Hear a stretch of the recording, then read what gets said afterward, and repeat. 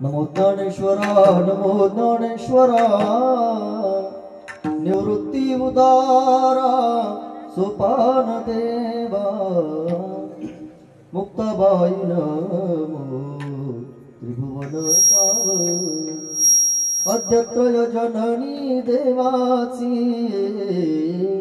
सेवेलागी सेवक झालो तुमच्या लागलो निज चरणा अहो स्वामी तुझ्या देवा यावरी न करावा उभे संसार तो कोण लेखे आम्हा सखे हरिजन थोडासा विकू राहू द्या एकदम शुष्क करू नका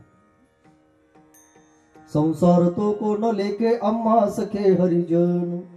काळ ब्रह्मानंदेस रे आवडी उरे संचली सेवेकरता निवडलेला अभंग इंद्रायणी मातेच्या काठावर बसलेलं एक भक्तीचं वादळ मानवतेचा महान नंदादीप श्रीमंत संत जगद्गुरु श्री तुकोबराय महाराजांचा बहुतेकांच्या परिचयाचा गोड असा अभंग कीर्तनरूपी सेवेकरता खरतर मी तुमच्या समोर निवडला की ज्या अभंगामध्ये जगद्गुरु श्री तुकोबराय संत भेटीने आपल्या जीवनामध्ये झालेल्या परिवर्तनाची तुम्हाला आणि मला जाणीव करून देत आहेत संकल्पित वेळेमध्ये आपल्याला अभंगाचं पूर्णवेळ चिंतन करायचं आहे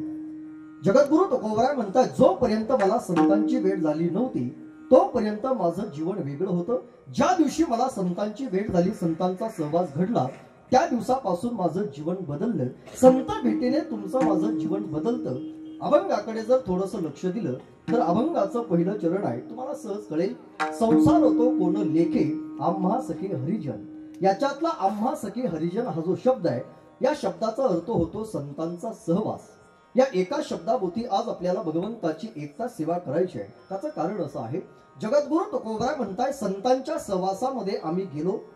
संतांची भेट आम्हाला घडली संत भेटीने आमच्या जगण्यामध्ये वागण्यामध्ये साधनेमध्ये आणि भजनामध्ये बदल झाला संत भेटीने जर आपल्या जीवनामध्ये बदल होत असेल तर आपल्यालाही आपल्या जीवनामध्ये काहीतरी बदलाची अपेक्षा आहेच ना आपल्याकडे पैसे जास्त झाले म्हणून आपण नामसप्ताह करता असा त्याचा अर्थ होत नाही आपल्याला आपल्या जीवनामध्ये काहीतरी बदलाची अपेक्षा आहे आज आपण प्रपंचाच्या ज्या उंचीवरती उभे आहोत त्यापेक्षा अधिक प्रत्येकाला काहीतरी मिळवायचं आहे परमार्थाच्या ज्या उंचीवरती तुम्ही आम्ही आज उभे आहोत त्यापेक्षा प्रत्येकाला काहीतरी जास्त मिळवायचं आहे आज आपल्याकडे ज्या गोष्टी आहेत त्यापेक्षा प्रत्येकाला जास्त काहीतरी हवं आहे मला असं वाटतं ज्याच्याकडे एक गाडी आहे त्याला असं वाटतं माझ्याकडे बोला 2 गाड्या असाव्या ज्याच्याकडे एक घर आहे त्याला असं वाटतं माझ्याकडे 2 घरं असावी ज्याचं एक लग्न झालेलं आहे त्याला नाही वाटत प्रत्येकाच्या जीवनामध्ये काहीतरी बदलाची अपेक्षा आहे मग आज आपण पारमार्थिक साधना करत असताना प्रत्येकाला जर नवीन काहीतरी पाहिजे असेल तर जगद्गुरु तुकोबराय म्हणतात संतांच्या सहवासामध्ये या संत भेटीने आपल्या जीवनामध्ये बदल होतो ज्या दिवशी मला संतांची भेट झाली संत भेटीने माझ्या जीवनामध्ये झालेला पहिला बदल आहे संसार होतो कोण लेखे संत भेटीने माझ्या जीवनामध्ये संसाराची काळजी कायमची निघून गेली अभंगाच्या पहिल्या चरणामध्ये जगद्गुरु तुकोबराय म्हणतात संत भेट माझ्या जीवनामध्ये झाली माझा काळ अखंड देवाच्या भजनामध्ये जातो मला काळाचं सुद्धा भय अजिबात राहिलेलं नाही काळ ब्रह्मानंदे सरे अभंगाच्या दुसऱ्या चरणामध्ये जगद्गुरु तुकोबराय लिहितात ज्या दिवशी संतांची भेट घडली त्या दिवसापासून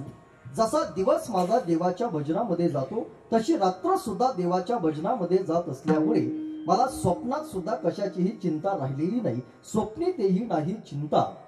रात्री जाता दिवस आणि जगद्गुरु तुकोबराय म्हणतात ज्या दिवशी मला संतांची भेट घडली त्या दिवसातला माझ्या जीवनामधला सगळ्यात मोठा परिणाम असा घडला तुका म्हणे ब्रह्मरसे होय सरीसे भोजन संतांच्या सहवासामध्ये मला ब्रह्मरस सेवन करायला मिळत असल्यामुळे माझ्या जीवनामध्ये मला भोजनाची सुद्धा चिंता अजिबात राहिलेली नाही अभंगाच्या 4थ्या चरणामध्ये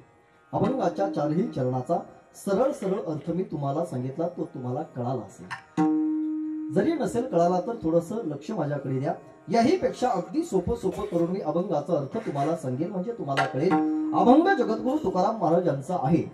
हे जवळ कीर्तनाला आलेल्या प्रत्येकाला याची जाणीव झाली असेल अभंग कोणाचा आहे तुकाराम महाराजांचा आजच्या अभंगामध्ये जगद्गुरु श्री तुकोबराय संत भेटीने संसारावर काय परिणाम झाला हे पहिल्या चरणात सांगतात संत भेटीने काळावर काय परिणाम झाला हे दुसऱ्या चरणात सांगतात संत भेटीने झोपेवर काय परिणाम झाला हे तिसऱ्या चरणात सांगतात आणि संत भेटीने जेवणावर काही परिणाम झाला हे चौथ्या चरणात सांगताय. विठला